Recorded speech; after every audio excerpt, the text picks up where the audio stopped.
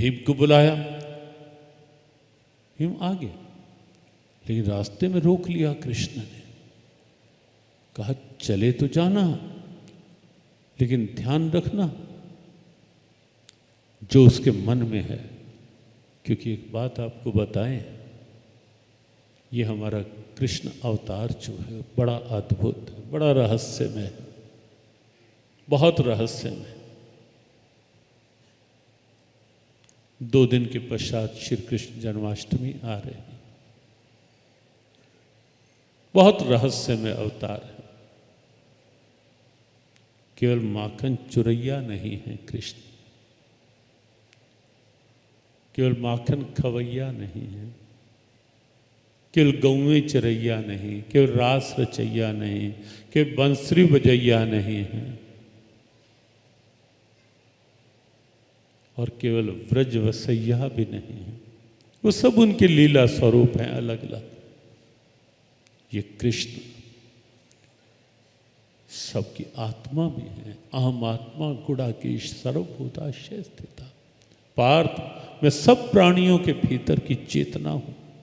कृष्ण हमारी आत्मा भी है, कृष्ण हमारी चेतना भी है, और इसीलिए वो सबके अंदर की जानते हैं, घट घट के अंतर की जानत।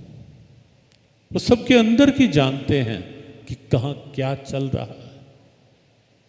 7वें अध्याय का 26वां श्लोक गीता जी का यदि आप देखेंगे तो आपको स्पष्ट दिखेगा कृष्ण का वह रूप।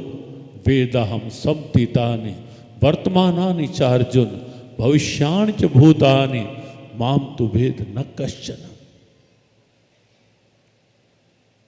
अर्जुन, अतीत में जो कुछ घटित हो चुका है वह मैं सब जानता।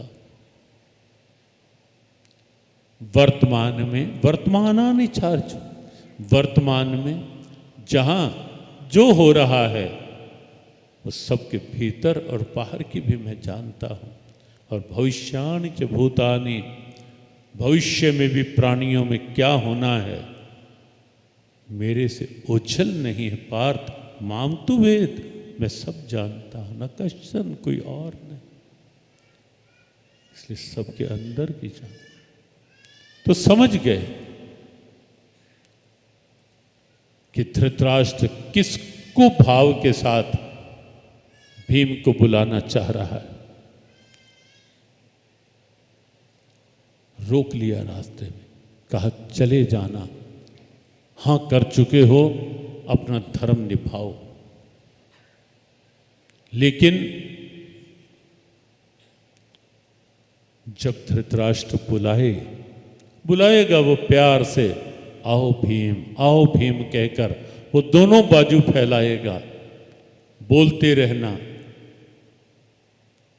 बात करते रहना, और करते करते स्वयं उनके आगोश में ना जाकर वहां रखी हुई एक जो मूर्ति है भीम की। दुर्योधन ने एक छोटा सा था, जब दुर्योधन और भीम जब आपस में खेलते थे तो भीम बात बात में दुर्योधन को पटक देता था शुरू से ही। और दुर्योधन का गुस्सा वहां तो निकलता नहीं था। तो दुर्योधन ने अपनी वो बॉक्सिंग सीखने के लिए भीम की एक पूरे कद की, आदम कद जिसे एक प्रतिमा बनवा के रखी हुई थी, और घर आकर उसी के साथ अभ्यास करता था। अब क्या गुस्सा निकालता था। भगवान कृष्ण ने कहा कि चले जाना, मना नहीं। धर्म यही कहता है कि बुलाया है जाओ, लेकिन सजग सावधान। जैसे ही वो हाथ फैलाए, आओ भीम, बात करते रहना, लेकिन उस क्षण वो अपने वाली मूर्ति जो वहाँ रखी होगी वो वहाँ आगे कर देना। और महाभारत में लिखा है कि भीम ने वही किया। और जब वो मूर्ति की बड़ी, ऐसा नहीं था खोखली, सॉलिड मूर्ति थी, मजबूत, भारी। और जैसे ही भीम ने वो आगे की और धृतराष्ट्र ने प्यार से बुलाते बुलाते ऐसे करके, महाभारत में लिखा है, वो मूर्ति प्रतिमा जो थी उसका चूरा चूरा हो गया,